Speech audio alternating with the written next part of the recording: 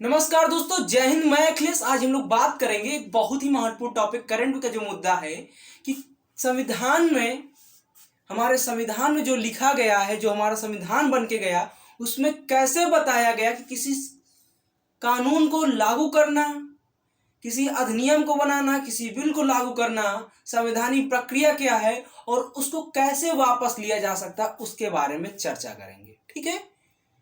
साथ ही साथ बताएंगे राष्ट्रपति का कितना अधिकार होता है, क्या पावर होती है संसद की, कई सारी चीजों पे चर्चा करेंगे। ये अहम मुद्दा अब चर्चा में क्यों है, क्यों बता रहे हैं? क्योंकि अभी हमारे प्रधानमंत्री नरेंद्र मोदी जी ने कहा कि जो तीनों कृषि कानून हैं वो उनको वापस ले लेंगे जैसे ये संसद का शीतकालीन सत्र स्टार्ट हो जाएगा। ठीक है। संसद का जैसे ही शीतकालीन सत्र स्टार्ट हो जाएगा, वो तीनों कृषि कानूनों को वापस लेने की संवैधानिक प्रक्रिया शुरू कर देंगे। ठीक है। तो ये क्या है, क्या मुद्दा है? तो आप सभी को पता है कि जो कृषि कानून आया था, यानी जो किसानों के सुधार के लेकर कानून आया था 2020, उसको प्रधानमंत्री नरेंद्र मोदी ने वापस लेने की घोषणा कर दी है। लगभग 1.5 साल तक ये मुद्दा चलता आया और काफ़ी ज़्यादा हड़तालों, कई सारे जवान शहीद हुए, लगभग 700 जवानों की शहीदी हुई। ठीक है। कई सारे ऐसे मुद्दे थे, 26 जनवरी, लाल किला का मुद्दा, बहुत सारी ऐसी घटनाएं थी जिनको ये बहुत लंबे समय बाद प्रधानमंत्री ने डिसीजन लिया। नो पॉलिटिक्स रीजन, कोई मतलब मुझे नहीं बात करनी है कि क्या है क्या नहीं है, सिर्फ और सिर्फ हमें अपने पढ़ाई से रिलेटेड जानकारी देनी है और चर्चा करनी है। देखो, हमारे कॉन्स्टिट्यूशन में, किसी संविधान में, किसी कानून को लागू करने के लिए बहुत महत्वपूर्ण नियम बनाया गया है। नियम क्या है कि जो पार्लियामेंट है, यानी जो संसद है, आर्टिकल 79, इसके 3 अभिन्न अंग होते हैं। जिसमें एक क्या होता है, ऐसे समझो, आर्टिकल नंबर 79, इसके 3 अभिन्न आर्टिकल। ठीक है। एक राष्ट्रपति,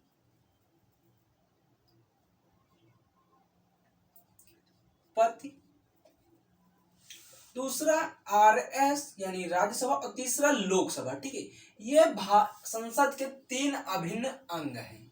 संसद के 3 अभिन्न अंग हैं। और हमारे संविधान में बताया गया है कि अगर हमें किसी कानून को, किसी अधिनियम को, किसी बिल को लाना है या पास कराना है, उसको लागू करना है, किसी कानून को बनाना है, तो उसके लिए इन सारी प्रक्रियाओं से मिलके चलना होगा, यानी इनसे होके गुजरना होगा।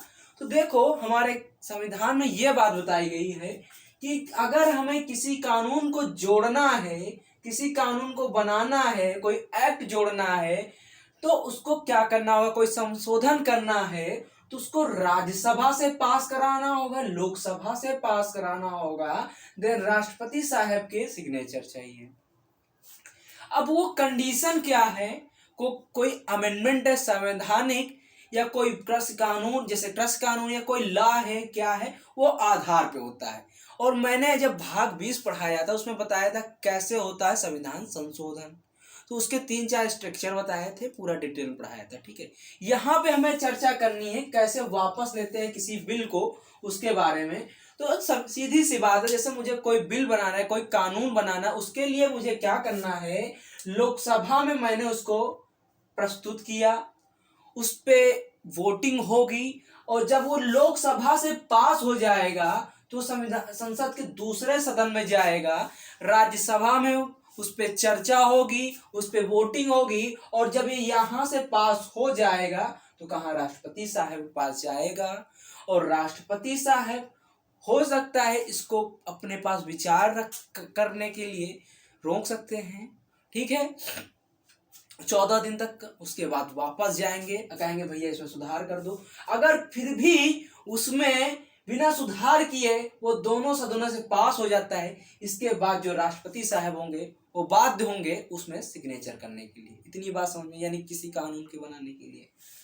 अब क्या मुद्दा उठता है, क्या कोई बिल बनाने के लिए सिर्फ पहली बार लोकसभा में रख सकते हैं? तो भैया, धन विधेयक को छोड़कर, यानी मनी बिल को छोड़कर, अगर आप किसी भी तरीके का कोई भी कानून बनाना चाहते हैं तो आप राज्यसभा में जाओ या लोकसभा में रखो, कहीं पे भी पहले प्रस्तुत कर सकते हैं। इसके लिए हमारे संविधान ने किसी को बाध्य नहीं किया है।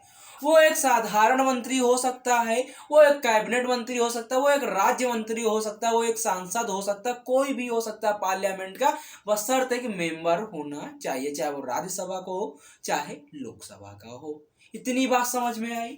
ठीक है, इतनी बात समझ में आई। अब एक बात बता दें, जो हमारे कॉन्स्टिट्यूशन है उसमें, हमारे संविधान में हमारे संसद के तीन अंग बताए, सॉरी तीन क्या बताए गए, सत्र बताए गए। एक कौन होता है, बजट सत्र, जिसको हम बजट सत्र के नाम से जानते हैं, जो फरवरी से मई के बीच में होता है, जिसमें क्या होता है, सभी को पता है कि बजट प्रस्तुत किया जाता है। बजट को पास कराने के लिए सत्ता पक्ष के बाद 75 दिन का समय होता है, उसके अंदर पास कराना है। अगर पास नहीं हो रहा तो प्रधानमंत्री की सरकार गिर जाए, यानी सत्ता पक्ष की सरकार गिर जाएगी। इसका मतलब यही होता है कि जो सत्ता दल है वो खुद को बहुमत नहीं है, उसके पास खुद का बहुमत नहीं है। तो इसलिए फरवरी से लेके मई तक कई सारे सत्र चलाए, कई सारे सत्र होते हैं, डेली क्लासेस आती, जैसे क्लासेस हम लोग जाते हैं वैसे डेली इनका सत्र चलता रहता है। और यहाँ पे कई सारे बिल होते हैं, बजट लेकर, कई सारे रेलवे का बजट, इन सब चीज अब तो एक हो गया है,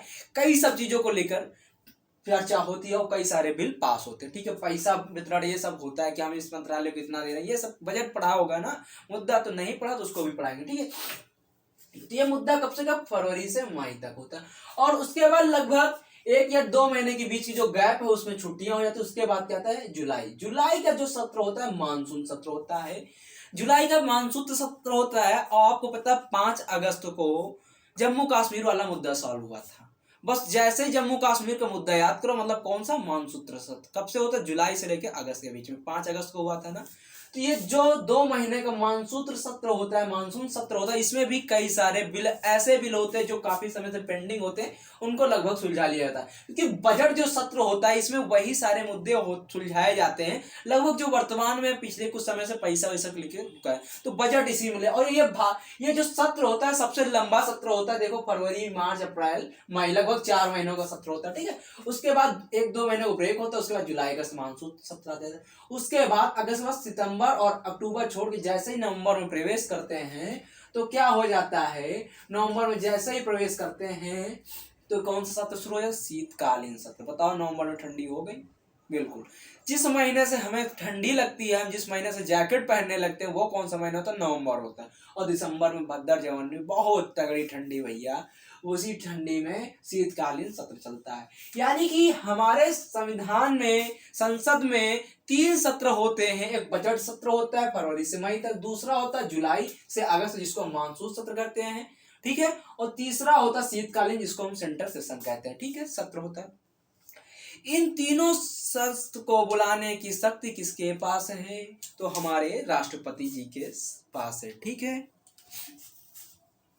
एक क्वेश्चन दिमाग में आया कि किस आर्टिकल के तहत संयुक्त सत्र बुलाने की शक्ति राष्ट्रपति के पास है। ये अगर आप सभी को पता हो तो बताना जरूर, नहीं पता है तो नीचे कमेंट में पूछना, आंसर बता देंगे, लेकिन अगर पता है तो बताना जरूर। ठीक है, हाँ, तो अब हमें क्या चर्चा करनी है कि कृषि कानून जो है ये है क्या। ठीक है, बताया क्या था, अब हमें चर्चा करनी है कि किस तरह से वापस होता है। ठीक है, सीधी सी बात देखो, जो कृषि कानून था 2020, उसको लेकर ये चर्चा में वर्तमान में है, और एग्जामिनर आपसे क्वेश्चन पूछ सकता है। तो जिस तरह से संविधान में कोई कानून बनता है, संसद में कोई कानून बनता है, उसी तरीके से सेम और डिट्टो उसको वापस किया जा सकता है।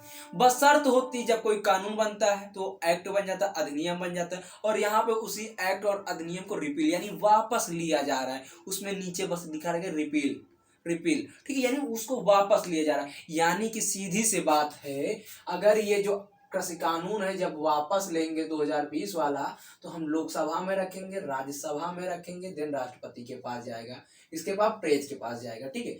अब प्रेज के पास जाएगा, इसका मतलब यही है कि लोकसभा में जब रखेंगे तो इसको पास कराना होगा कि हाँ साहब जो कृषि कानून 2020 था हम उसको वापस ले रहे हैं। जैसे ही वो पास होगा वो इसके बाद कहाँ राज्यसभा में जाएगा और राज्यसभा में भी सिग्नेचर हो जाएंगे, हाँ साहब जो कृषि कानून 2020 था वो वापस ले रहे हैं। उसके बाद राष्ट्रपति इस पे हस्ताक्षर कर देंगे और ये क्या होगा, पूरा जो अधिनियम था रिपील हो जाएगा, यानी बिल वापस हो जाएगा।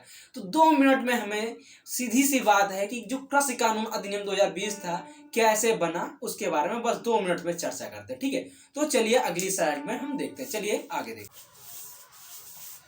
चलिए देखते हैं तो 3-4 महत्वपूर्ण जो पॉइंट हैं उनको चर्चा करते हैं। देखो ये सब चीजें हमें इसलिए बतानी पड़ती हैं कि ताकि तुम्हारे अंदर जो कॉन्फिडेंस लेवल है उसको और हाई कर सके, तुम्हें लगे कि नहीं मैंने इसके बारे में विस्तार से पढ़ाई की करके पढ़ा और इससे कोई भी क्वेश्चन आएगा तो मुझसे गलत नहीं होगा। देखो ये वो चीजें होती जो हमारा कॉन्फिडेंस लेवल हाई करती हैं, हमें पढ़ने में प्रमोट करती हैं, हमारे स्टडी लेवल को और टफ करने की कोशिश करती है कि और टफ बनाएंगे और टफ, एग्जामिनर कितना टफ पूछेगा भाई साहब बाहर नहीं जाने वाला। ये होती जिद और सिलेक्शन की, इसीलिए कहते हैं जिद है सिलेक्शन की। ये संस्थान नहीं है, किसी चीज के इंस्टीट्यूट नहीं, ये आप सभी के लिए भाई साहब एक ये बस कह लो आश्रम है जहाँ पे तुम यहाँ पे प्रतिज्ञा करके तुम यहाँ से कुछ बन जाओ, तुम्हारे साथ हमारा भी जीवन सफल हो जाएगा। बस ये एक आश्रम है, बस इतना जानो, ठीक है। देखो बजट सत्र, मानसून सत्र, शीतकालीन सत्र, 3 सत्र होते हैं संसद में, ठीक है। सबको बताया फरवरी से मई, ठीक है, एक करके मैंने विस्तार से बताया, ठीक है। नवंबर दिसंबर शीतकालीन हो गया, ठीक है। आपका जून से लेके अगस्त क्या हो गया, जुलाई से लेके अगस्त क्या हो गया, आपका मानसून सत्र हो गया, ठीक है। इस बार का जो सत्र होगा पहले जानू 20 नवंबर से लेकर 23 दिसंबर तक चलेगा, ठीक है। जो शीतकालीन सत्र होगा, ठीक, 20 नवंबर 23 दिसंबर तक चलेगा, ठीक है। अब हम देखते हैं कि जो पहले तो ये जानो कि अध्यादेश क्या है, फिर उसके बाद इनके बारे में डेटों के बारे में चर्चा करें। देखो राष्ट्रपति के द्वारा हमारे संविधान में एक शक्ति दी गई, राष्ट्रपति को पावर दी गई कि जो आर्टिकल 123 है यानी आर्टिकल 123 है, ये राष्ट्रपति को पावर देता है कि जब संसद के दोनों सदन बंद हो, ना चल रहे हो और देश में कोई ऐसा आपातकाल आ जाए या कोई ऐसी समस्या आ जाए जिसमें वो कानून बनाना जरूरी हो, तो राष्ट्रपति इसे उस कानून को ऑर्डिनेंस यानी अध्यादेश के तहत लागू कर सकता है। किसके, प्रधानमंत्री की सिफारिश पर, स्वयं के बुद्धिमत्ता पे कर सकता है, ठीक है। क्योंकि प्रधानमंत्री तो उस समय देश का रहेगा ही रहेगा, बस सिर्फ संसद नहीं चल रही ना, बाकी वो अपने कार्य अपने सांसदीय क्षेत्र में कर रहे हैं ना, वो देश में सब कुछ चल रहा ना, लेकिन कोई भी ऐसी समस्या आ रही तो उस पर कर सकते हैं, ठीक है। तो किस आर्टिकल के तहत, आर्टिकल 123 बहुत बार पूछा गया, शायद अभी यूपीएससी के एग्जाम जो चल रहे हैं उसमें एक दिन पूछा गया था अध्यादेश कब राष्ट्रपति किस आर्टिकल तहत कर सकते हैं, 123 तहत, ठीक है। इसके बारे में कल मैं एक विस्तार से वीडियो लाऊंगा, चर्चा करूंगा कि अध्यादेश कैसे होता है, क्या है, इनके बारे में। अभी सिर्फ हम उतना जानेंगे जितना है, तो ठीक है। यानी कि संसद के दोनों सत्र चल रहे हो सकता है कभी कभी क्या होता है कि संसद का एक सत्र तो चल रहा है, जैसे राज्यसभा चल रहा है, लेकिन लोकसभा भंग हो गई। क्यों भंग हो गई? हो सकता है सत्ता दल का जो प्रधानमंत्री हो, जो सत्ता दल हो, उसके पास पूर्ण बहुमत ना हो, तब भंग हो सकती है, कंडीशन। दूसरी कंडीशन कि उसने अपने पूरे 5 साल पूरे कर लिए हो और उस कंडीशन के दौरान जब भंग हो जाती है इलेक्शन के पहले, उस समय कोई इमरजेंसी आ जाए, तो ये ऐसी कंडीशनें हैं सत्ता दल पे जिनको लेकर राष्ट्रपति अध्यादेश जारी कर सकता है।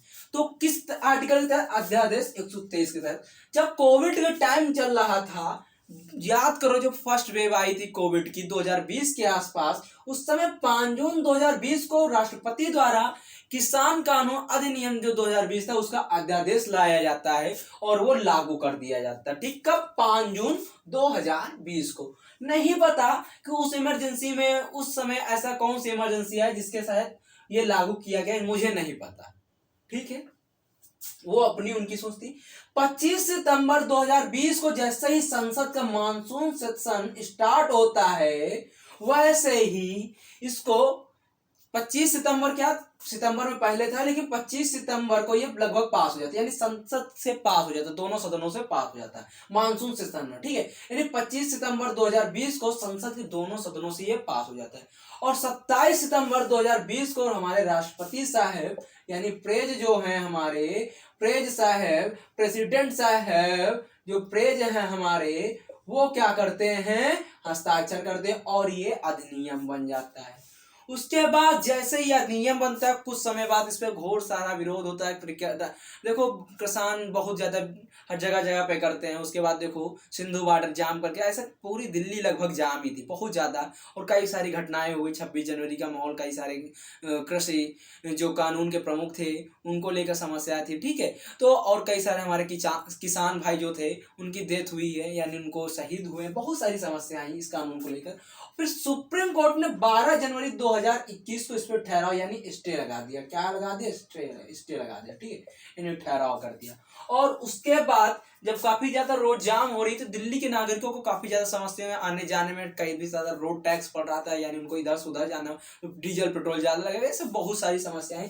तब सुप्रीम कोर्ट ने 22 अक्टूबर 2021 को, कब 22 अक्टूबर 2021 को रोड खाली कराए। यानी सुप्रीम कोर्ट का एक जजमेंट आया, एक आदेश आया कि आपके पास ट्रस्ट कानून करने का विरोध करने का अधिकार है, ये आप कर सकते हो, लेकिन आप किसी के फंडामेंटल राइट को नहीं छीन सकते। यानी इसका मतलब क्या है कि आप रोड नहीं जाम कर सकते हो, आप किसी पे हानि नहीं पहुंचा सकते। आपको विरोध करना है, आप एक शांति स्थल पे पहुंचे और आसानी से विरोध करें, आप विरोध करें, नो डाउट, आपको कोई नहीं रोक रहा। लेकिन आप अगर इस तरह से रोड जाम करके रखेंगे तो देश में और भी समस्याएं हैं। किसी की जान जा रही है, किसी को 2 घंटे बजाय 4 घंटे पहुंच रहे हैं, किसी की जान जा रही है, कई सारी समस्या थे। हालांकि मीडिया क्या दिखा रही वो अलग बात है, और हम क्या देख रहे हैं वो अलग बात है, हम क्या सोच रहे हैं वो अलग बात है, और हमारे किसान भाई क्या सोच रहे हैं वो अलग बात है, सरकार किस आधार पे सोच रही है वो अलग बात है, ठीक है।